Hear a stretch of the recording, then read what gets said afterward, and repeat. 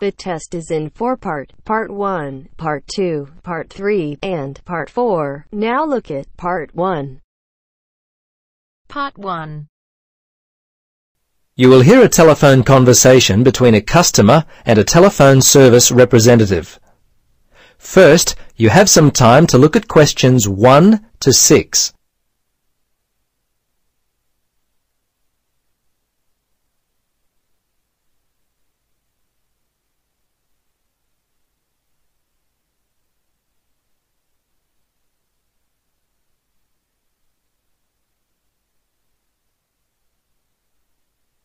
Now, listen carefully and answer questions 1 to 6.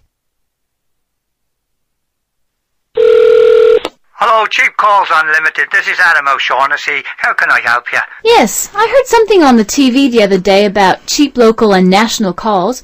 Do you have a new offer available at the moment? That's right. You would have heard about our special no-limit offer. Oh, how does it work? How can I save? Well, do you make many calls outside your local area? Well, yes, as a matter of fact, I do. I often call my mother-in-law in Sydney, and sometimes I call Perth and Melbourne. We've got family there. Okay, where would you be calling from? Brisbane. Right, this would be perfect for you. How it works is you tell us which city you call the most, and we'll set up a special offer for 3 cents per minute, no matter what time of the day you call. But it gets better. We also offer 10-cent local calls. No other telephone carrier can offer you such a cheap plan. Wow, that is cheaper than what I currently pay. But what about international calls? I often call America. What are your rates to the States? Our rates to the USA are also competitive. You can call America for 6 cents per minute.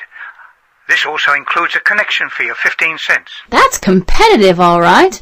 So, how do I sign up? Well, we can do it right here over the phone if you like. Or I can send you out an application form. Or I can email the details with a form attached. Which would you prefer? Well, how long will it take over the phone? Oh, just a matter of 4 or 5 minutes. Okay, let's do it now. Right then. First off, I need your name and address. Okay, my name is Mandy Silverstone. That's Silverstone. My address is 16 Hazelwood Street. That's Hazlewood Street, Belmont, 4173. Good. Now what about your telephone number, date of birth, and do you have an email address? Yes. The telephone is 55223481. My date of birth is July 13th, 1972, and my email address is mandy@tele.com. That's MANDY@TELE.com. Why do you need my date of birth? Before you listen to the rest of the conversation, you have some time to look at questions 7 to 10.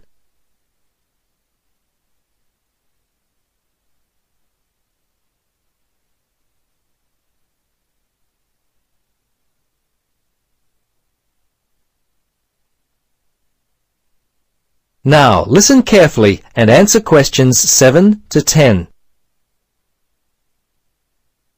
Right, okay. Yes, we'll request your date of birth for security reasons. We'll ask you this each time you call us to request information about your account.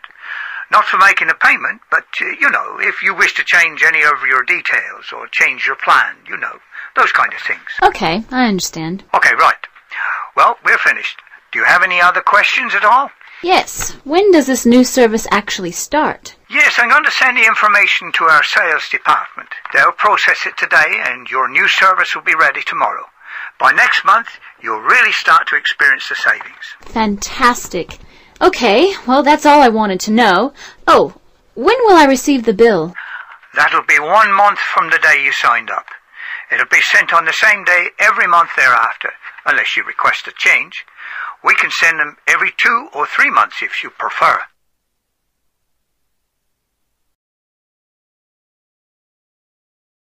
That is the end of Part 1.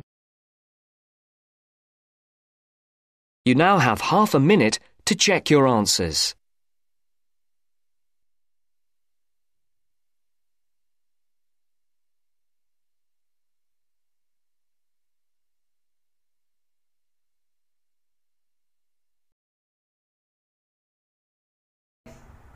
Now turns to Part 2. Part 2.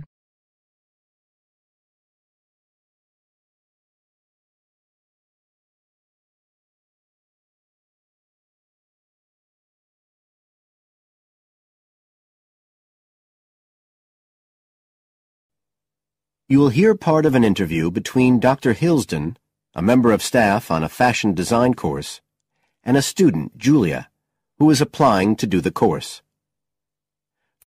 First, look at questions 11 to 13.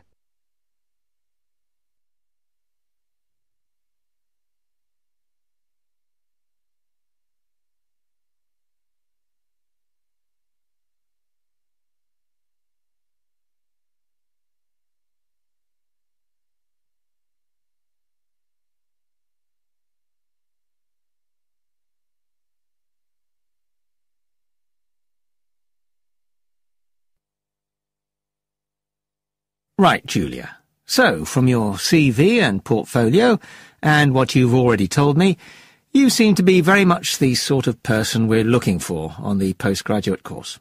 So tell me, you finished your fashion design course in London 4 years ago. Did you think of carrying straight on and doing a higher degree at the time? Yes, but there were financial pressures. So I ended up working in the retail industry, as you can see from my CV. And actually it was a very useful experience. In what way? Well, I was lucky to get the job with Fashion Now. They're a big store. And one of my priorities was to get as much experience as possible in different areas. So that was good because I had the chance to work in lots of different departments. And having direct contact with the customers meant I was able to see how they reacted to innovation, to new fashion ideas. Because with Fashion Now, a designer might show something in New York or Milan, and there'll be something similar in the shop within weeks. So that was probably the most useful thing for me. Right. And so what's made you decide to do a postgraduate course now? Well, while I enjoyed working at Fashion Now, and I learned a lot there, I felt, well, the way forward would have been to develop my managerial skills, rather than my skills in fashion design, and I'm not sure that's what I want to do. Yes. When I was doing my degree in London, I'd been interested in women's wear, but I know that there's been a lot of work done in areas like new fabric construction. And though I'm not intending to go too deeply into the technology, I'd be very interested in looking at how new fabrics could be used in children's wear. So I'd like the chance to pursue that line. Yes, good. And are you at all concerned about what it's going to be like coming back into an academic context after being away from it for several years? No, I'm looking forward to it.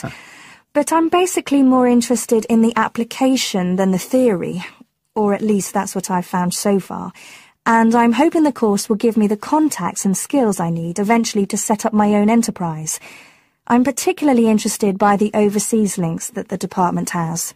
Yes, many of our students look overseas or to international companies for sponsorship of their projects.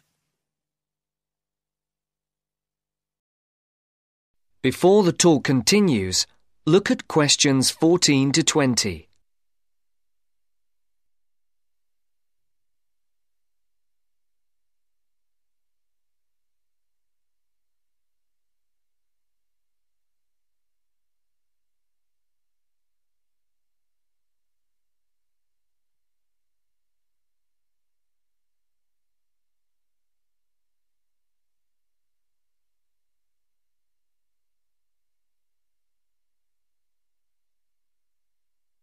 As you listen to the second part of the talk, answer the questions.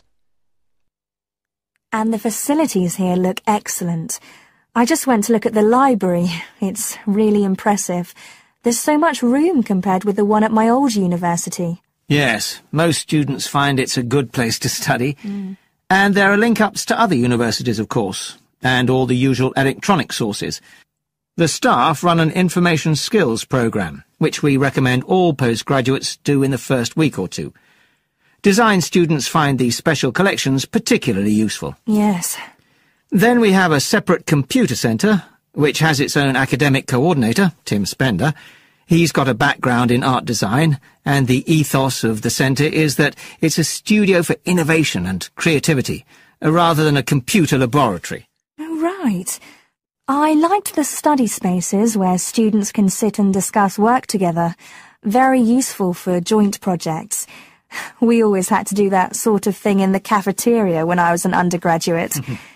And I read in the brochure that there's a separate resource for photography. Yes, it's called Photomedia. It's not just for photography, but things like digital imaging and new media. It's a resource for all our students, not just fashion design. And we encourage students to work there, producing work that crosses disciplinary boundaries. It's well used. In fact, it's doubled in size since it was set up 3 years ago. And we also have an offshoot from that, which is called time-based media. This is for students who want to develop their ideas in the area of the moving image or sound. That's in a new building that was specially built for it just last year. But there are plans to expand it, as the present facilities are overstretched already. Right. Now, is there anything you'd like to ask about the course itself? I know it's a combination of taught modules and a specialist project, but how does assessment fit in? Well, as you'd expect on a course of this nature, it's an ongoing process. The degree course has 4 stages, and there are what we call progress reviews at the end of each of the first 3. Then the final assessment is based on your project. You have to produce a report, which is a critical reflection on your work. And is there some sort of fashion show? There's an exhibition. The projects aren't all focused on clothes as such. Some are more experimental, so that seems more appropriate. We ask representatives of fashion companies along, and it's usually well attended. Right. And another thing I wanted to ask. That is the end of part 2. You now have half a minute to check your answers.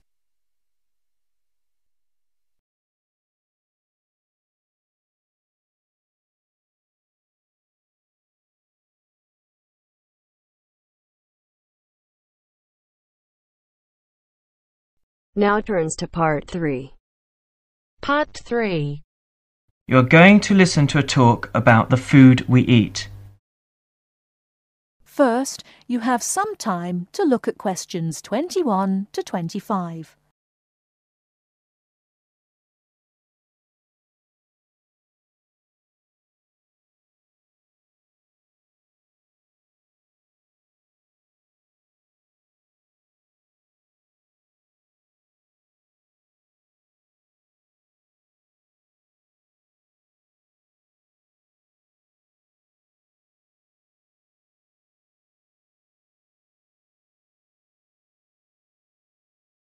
Now, listen carefully and answer questions 21 to 25. Welcome to The Food We Eat, sponsored by Safeway. Increasingly, we know more about the effects of our eating habits and lifestyles on our health. While new information can change old ideas, the news stories can often be confusing. At Safeway, we try to help customers not only in the range and types of food offered, but also by providing up-to-date, reliable information in areas we know are of interest and which relate to the diet we eat. Today, we are going to talk about sugar. Recently, doctors have been advising us to eat less sugar.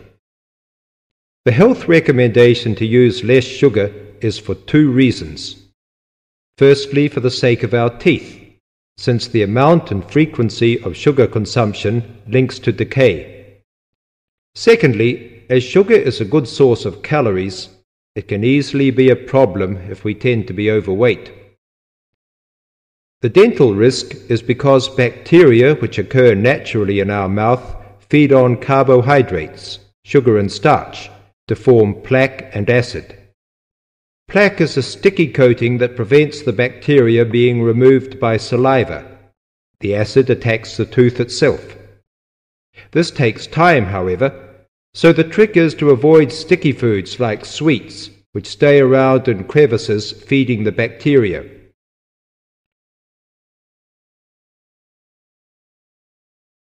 Before you hear the rest of the talk, you have some time to look at questions 26 to 30.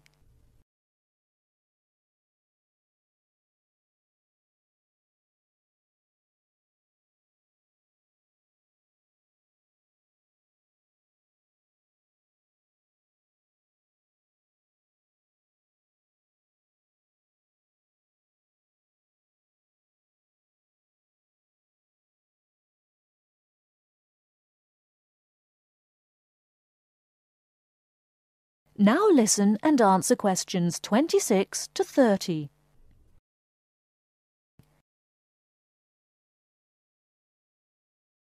Regular brushing, preferably with a fluoride toothpaste, helps remove particles and resist acid. The worst thing you can do is nibble sweet things between meals. It puts your teeth under constant attack. A sweet tooth develops gradually, and you might be surprised at how you can steadily unlearn the taste, taking in fewer calories and saving your teeth. Here's some ways. A. Gradually cut down the sugar in tea and coffee till you can stop altogether or switch to sweeteners. B. Choose snacks with a lower sugar content. Fresh fruit, raw vegetables, crackers, milk or low-fat natural yogurt. Remember, some fruits like raisins have lots of sugar. C. Look for reduced sugar alternatives. There are more and more around, from diet drinks to yogurts, even jams and sauces. D. Try gradually to cut back on the sugar you use in cooking, especially in baking.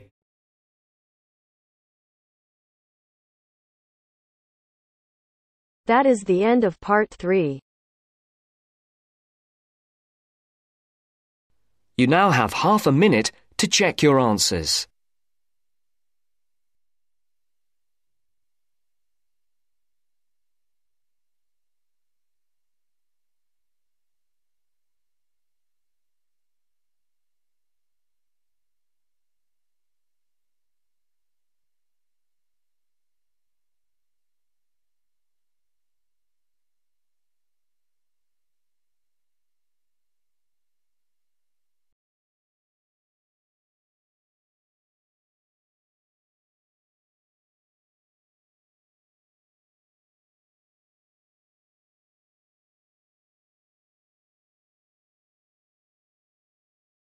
Now turns to part 4. Part 4. Hear a lecture on the research on teen brain. Now you have half a minute to read the questions 31 to 40.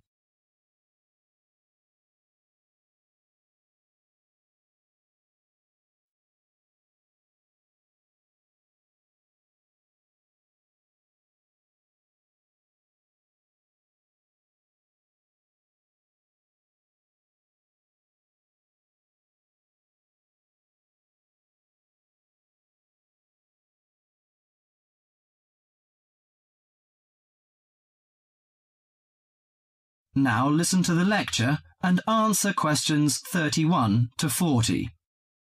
Today our guest is Joseph Parks, Medical Director for the Botany Department of Mental Health. He's going to give a lecture about the research on teenage brain. Good morning, everyone. Today I'm going to introduce the new research about adolescent mind, the teenage brain. How much do you know about that? Do you believe in brain scanning? Do you think we can judge whether a teen is normal or mentally ill? Or it's just another immature test? The new research shows a teen brain is in the middle of disordered changes. Those changes, scientists now believe, are so significant that they may reveal the mysteries of mental illness, explaining why some teens commit suicide, why others harm their classmates, and why some emerge later in life with mental disorders. The research looks forward to a day when teens could be tested for suicidal depression, as easily as they are for heart disease. But there are signs that society and parents in particular would reject such a tool. Many parents question the validity of a mental health diagnosis. They fear that their children will be falsely tagged with a mark that he or she is abnormal. At the center of the debate is the teen brain, its confusing architecture and the difficult question of what's typical in a teen and what's not.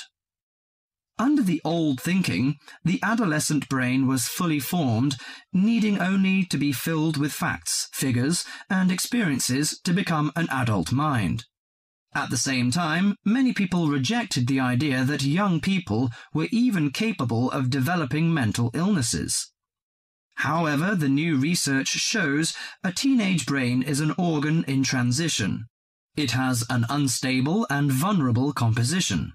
The evolving teenage brain clearly isn't adult-like until the early 20s. If teens act young and stupid, it may be because brain areas that govern rational thought are not mature yet. All that is fine when the brain develops normally. But if the teen brain fails to successfully reinvent itself as an adult brain, mental illness may happen. Researchers increasingly believe if that process stops for some reason, teens are likely to develop mental illness.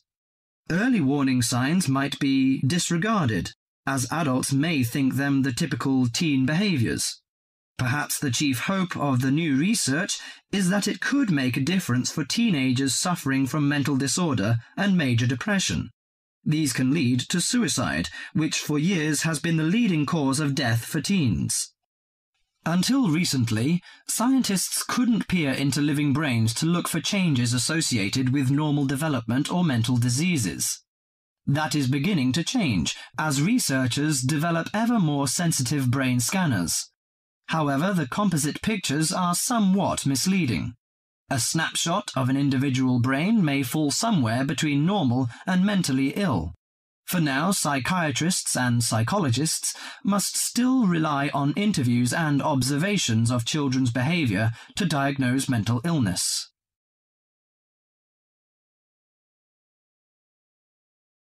That is the end of part 4. You now have half a minute to check your answers.